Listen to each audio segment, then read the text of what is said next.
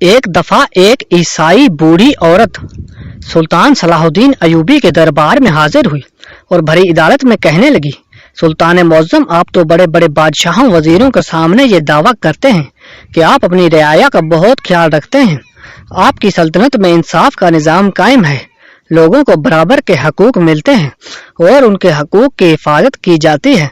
کیا آپ کی سلطنت میں ہماری عزت کو محفوظ رکھنا یہ آپ کا فرض نہیں ہے کیا؟ یا پر فرض نہیں کہ آپ اپنی سلطنت میں موجود بوڑھے اور مجبور لاچار ماں باپ کی نوجوان بیٹیوں کی عزت کو محفوظ رکھ سکیں؟ جب یہ بات سلطان صلاح الدین ایوبی نے بوڑھی عورت کی زبان سے سنی تو بڑا حیران پریشان ہو گیا اور دل میں کہنے لگا، یا اللہ، مجھے دشمن کی چال سے محفوظ رکھنا اور مجھے کسی بڑے امتحان میں نہ ڈال دینا۔ پھر سلطان صلاح الدین ایوبی نے اس بوڑھی عورت کو کہا، بتاؤ تمہارے ساتھ کیا ہوا؟ تو بوڑھی عورت کہنے لگی، سلطان معظم، میرا شوہر میری بیٹی کے پیدائش کے چند دن بعد ہی چلا گیا۔ میں نے اپنی بیٹی کو مزدوری کر کے پرورش کی اور آج جب جوان ہوئی تو میرے بڑے بھائی نے ایک ذمہ دار کے بیٹے کے ساتھ میری بیٹی کی شادی کی بات کی، تو اس ذمہ دار نے میرے بھائی کو کہا کہ اگر تمہاری بھانجی کو میرا بیٹا اپنی آنکھوں سے دیکھ لے اور اگر اس کو آپ کی بھانجی پسند آ گئی تو میں نے اپنے بیٹے کی شادی ضرور کروا دوں گا۔ وہ ذمہ دار بڑا نیک اور رحم دل انسان ہے، لیکن بدقسمتی سے میں اور میری بیٹی اس ذمہ دار کے گاؤں کی طرف روانہ ہوئے۔ ہمارے پاس کوئی سواری نہیں تھی، اس لیے پیدل ہی ہم دونوں اپنا قیمتی سامان لے کر اس گاؤں کی طرف روانہ ہوئے تھے۔ چلتے چلتے ہمارا گزر ایک جنگل سے ہوا۔ ہم سفر کی وجہ سے بہت تھک چکی تھی۔ ہم ایک درخت کے نیچے آرام کرنے کے لیے رک گئے۔ اچانک 3 آدمیوں نے ہمیں ہر طرف سے گھیر لیا۔ ان کے ہاتھوں میں تلواریں تھیں اور ان میں سے ایک نوجوان نے مجھے درخت کے ساتھ باندھ دیا اور باقی 2 نوجوان میری بیٹی کو اٹھا کر جھاڑیوں کے پیچھے لے گئے اور اس کے ساتھ زیادتی کرتے رہے۔ میری بیٹی چیختی چلاتی رہی کہ مجھے چھوڑ دو، میری بیٹی کی زندگی برباد ہو جائے گی۔ ساری زندگی میری بیٹی کوئی خوشی نہیں دیکھ سکی، لیکن ان ظالموں نے میری کوئی نہ سنی اور میری بیٹی کی عزت کو لوٹ لیا۔ میری بیٹی خوبصورت ہونے کے ساتھ بہت خوددار تھی۔ جب میں اپنی بیٹی کے پاس گیا تو اس نے انہی 3 آدمیوں کے خنجر سے اپنی گردن کاٹ دی اور میری بیٹی وہیں تڑپ تڑپ کر مر گئی اور وہ ظالم میری بیٹی کو تڑپتا دیکھ کر وہاں سے بھاگ گئے۔ جنگل کے ساتھ ایک گاؤں آباد تھا۔ گاؤں کے 3 آدمی میری چیخو پکار سن کر 3 آدمی آئے۔ انہوں نے میری بیٹی کی آخری رسومات ادا کرنے میں میری مدد کی اور اس کے بعد ان گاؤں والوں کے ساتھ اپنا مقدمہ لے کر قاضی صاحب کے پاس گئے اور اسے ساری صورتحال سے آگاہ کیا۔ قاضی صاحب نے مجھ سے پوچھا کہ بتاؤ تمہارے پاس کوئی ثبوت ہے؟ تو میں نے اسے بتایا کہ یہ گاؤں والے 3 آدمی ہیں جنہوں نے یہ طوفان دیکھا، جو طوفان میری دنیا اڑا کر لے گیا۔ تو قاضی صاحب نے ان 3 آدمیوں سے پوچھا کہ کیا تم نے اپنی آنکھوں سے ان 3 آدمیوں کو اس کی بیٹی کے ساتھ زیادتی کرتے دیکھا؟ تو ان 3 گاؤں والوں نے کہا، حضور، جب ہم اس کی چیخو پکار سن کر گئے تو جب ہم وہاں پہنچے تو یہ بوڑھی عورت اپنے ہاتھ میں خنجر لیے بیٹھی تھی اور اس کی بیٹی اسی وقت مر چکی تھی۔ نہ ہی ہم نے وہاں کوئی 3 آدمی کو دیکھا، نہ ہی اس کی بیٹی کے ساتھ کسی کو زیادتی کرتے دیکھا۔ قاضی صاحب نے جب یہ بات سنی تو اس نے کہا کہ جب تک تمہارے پاس کوئی ثبوت نہیں، میں اپنا وقت اس مقدمے پر برباد نہیں کر سکتا۔ ہو سکتا ہے کہ وہ تمہاری بیٹی ہی نہ ہو اور تم نے کوئی چال چلی ہو، لہٰذا یہاں سے چلی جاؤ، ورنہ میں تمہیں اس لڑکی کے قتل کے جرم میں پھانسی کی سزا دے دوں گا۔ وہاں سے مجھے انصاف ملنا تو دور کی بات، مجھے اپنی جان کی فکر پڑ گئی۔ میں وہاں سے روتی پیٹتی ہوئی دوبارہ اپنے بھائی کی طرف گھر روانہ ہوئی تاکہ جا کر اپنے بھائی کو اپنی فریاد سنا سکوں اور مجھے کوئی انصاف دلا سکے۔ اب میں اپنی بیٹی تو کھو چکی تھی، لیکن صرف ایک گٹھلی تھی جس میں میری بیٹی کے چند زیورات موجود تھے اور بیٹی کو لیے اس ارمان کے ساتھ جا رہی تھی کہ اب میری بیٹی اپنی زندگی میں بہت خوشیاں دیکھے گی، لیکن ان ظالموں نے میری بیٹی کی ساری خوشیاں چھین لیں۔ اب میں نے اسی راستے سے اپنے بھائی کے گاؤں کی طرف سفر شروع کر دیا۔ سفر طویل تھا، کمزور ہڈیاں جواب دے گئی، تو راستے میں جب میں تھک گئی تو پھر سے میں ایک درخت کے نیچے آرام کرنے کے لیے بیٹھ گئی۔ جیسے ہی میں اس درخت کے نیچے بیٹھی تو اس جنگل میں موجود لکڑہارے نے جب میری گٹھڑی کو دیکھا تو اس کے دل میں لالچ پیدا ہو گیا اور اس نے مجھے درخت کے ساتھ باندھ کر میری گٹھڑی اٹھا کر لے گیا۔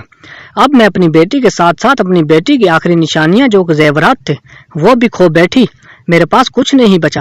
میں جنگل میں درخت کے ساتھ بندھی بیٹھی تھی کہ اتنے میں ایک آدمی وہاں سے گزرا تو اس نے مجھے چھڑایا اور اس نے مجھے کہا کہ تم اگر سلطان صلاح الدین ایوبی کی عدالت میں چلی جاؤ تو تمہیں ضرور انصاف ملے گا. سلطان معظم آپ ہی میری آخری امید ہیں، لہٰذا آپ مجھے انصاف دلائیں. جب سلطان صلاح الدین ایوبی نے ساری صورتحال دیکھی تو بڑا حیران ہو گیا اور اپنے وزیر کو بلا کر کہا کہ ظلم ابھی تک مٹا نہیں، اور جب تک ظلم نہیں مٹے گا میں چین سے نہیں بیٹھوں گا. اس کے بعد سلطان نے اپنے ایک وزیر کو اپنے پاس بلایا اور کہا کہ 3 آدمیوں کو بلا کر میرے دربار میں حاضر کرو. چند لمحوں کے بعد 3 آدمی سلطان صلاح الدین ایوبی کے سامنے حاضر ہو گئے. اب سلطان صلاح الدین ایوبی رحمۃ اللہ علیہ نے اس بوڑھی عورت کو کہا، جب تیری بیٹی کی عزت لوٹی گئی تو وہاں کیا چیز موجود تھی؟ تو اس بوڑھی عورت نے روتے ہوئے کہا، سلطان معظم وہاں ایک درخت کے علاوہ کوئی بھی موجود نہیں تھا. پھر سلطان نے پوچھا کہ جب تمہاری گٹھڑی چھینی گئی اس وقت کوئی اور موجود تھا؟ تو اس بوڑھی عورت نے کہا، نہیں سلطان معظم، اس وقت بھی صرف درخت موجود تھے اور کوئی نہیں تھا. سلطان نے ان تینوں جلادوں کو مخاطب کرتے ہوئے پوری عدالت میں فرمایا کہ جا کر ان دونوں درختوں کو جس اس بوڑھی ماں کی بیٹی کی عزت لوٹی گئی جہاں اس بوڑھی عورت کو باندھ کر اس کی گٹھڑی لے گیا، ان دونوں درخت کے ٹکڑے ٹکڑے کر دو اور اس کے اتنے ٹکڑے کرو کہ اگر ان کو ہم گننے لگیں تو 1 مہینے سے بھی زیادہ وقت لگے. ان تینوں لکڑہاروں نے اسی وقت اپنی منزل کی طرف روانہ ہو گئے اور جا کر اس درختوں کو کاٹنا شروع کر دیا اور ان کے اتنے چھوٹے چھوٹے ٹکڑے بنانے لگے کہ لوگ حیرانی سے دیکھنے لگے. اور یہ بات پورے مصر میں پھیل گئی کہ ایک بوڑھی عورت کی بیٹی کی عزت لوٹنے پر اور اس کی گٹھڑی چھیننے پر سلطان صلاح الدین نے ان درختوں کے ٹکڑے کر دیے جن کا کوئی بھی قصور نہیں تھا. جب یہ بات ان لکڑہاروں تک پہنچی تو وہ دونوں کانپنے لگے اور سوچنے لگے کہ یہ سلطان نے ان درختوں کے اتنے ٹکڑے کر دیے جس کا کوئی بھی قصور نہیں تھا، اور اگر ہم پکڑے گئے تو ہمارا کیا حشر کرے گا. ادھر سلطان صلاح الدین ایوبی نے اس بوڑھی عورت کو کہا کہ 3 دن کے بعد عدالت میں تم آ جانا، تمہیں انصاف مل جائے گا. 3 دن کے بعد بوڑھی عورت عدالت میں آئی تو سلطان صلاح الدین نے تمام درباروں کو سامنے ایک گٹھڑی رکھی اور کہا، اس عورت کو کہا، یہی تمہاری گٹھڑی ہے؟ تو یہ دیکھ کر وہ عورت بڑی حیران ہوئی اور کہنے لگی، سلطان معظم بالکل یہی گٹھڑی ہے. اب سلطان نے کہا کہ اس کے اندر کا سامان چیک کرو، اس میں کسی چیز کی کمی تو نہیں؟ تو اس بوڑھی عورت نے کہا، نہیں سلطان معظم، اس میں سب کچھ، ایک سکہ بھی کم نہیں. پھر وہ بوڑھی عورت کہنے لگی، سلطان معظم آپ نے یہ سب کیسے تلاش کر لیا؟ تو سلطان صلاح الدین ایوبی مسکرانے لگا اور کہا کہ جب میں نے ان درختوں کے ٹکڑے ٹکڑے کرنے کا حکم دیا تو جب میں اس بات کی خبر اس لکڑہارے پر پہنچی تو وہ خوف سے کانپنے لگا اور سوچنے لگا کہ سلطان نے اس درخت کے اتنے ٹکڑے کر دیے جس کا کوئی قصور نہیں تھا، اور اگر میں پکڑا جاتا تو میرے کتنے ٹکڑے کرتا.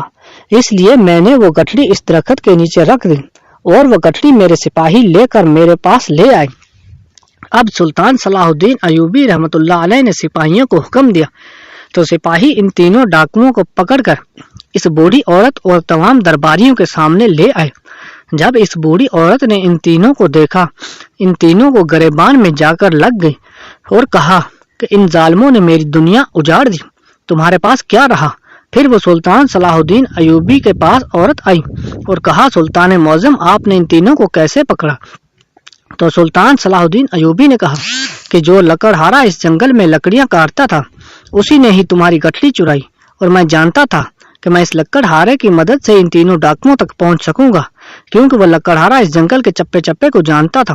تو اسی کی مدد سے جہاں جہاں میں نے اس لکڑہارے سے تششش کی تو اس نے کہا کہ اس جنگل میں 3 آدمی رہتے ہیں، اور انہوں نے مجھے اس بات سے ڈرا کر چپ کرا دیا تھا کہ اگر میں نے ان کی موجودگی کا کسی کو بھی بتایا تو وہ مجھے مار دیں گے اور میرے بچے بھوک سے مر جائیں گے. اور وہی لکڑہارا ہمیں ان تینوں ڈاکوؤں تک لے گیا جو کہ زمین کے نیچے سرنگ کھود کر چھپ گئے تھے. اور اس کے بعد سلطان صلاح الدین ایوبی رحمۃ اللہ علیہ نے اس لکڑہارے کو معاف کر دیا اور ان تینوں ڈاکوؤں کو تمام لوگوں کے سامنے سنگسار کر دیا، کیونکہ سلطان نے کہا کہ تم نے جو گناہ کیا اس کی کبھی بھی تمہیں معافی نہیں مل سکتی. اور اسی طرح سلطان صلاح الدین ایوبی رحمۃ اللہ علیہ نے ان تینوں کی لاشیں جنگل میں جنگلی جانوروں کے آگے پھینکوا دی اور ان کو اپنے پایہ تکمیل تک پہنچا دیا.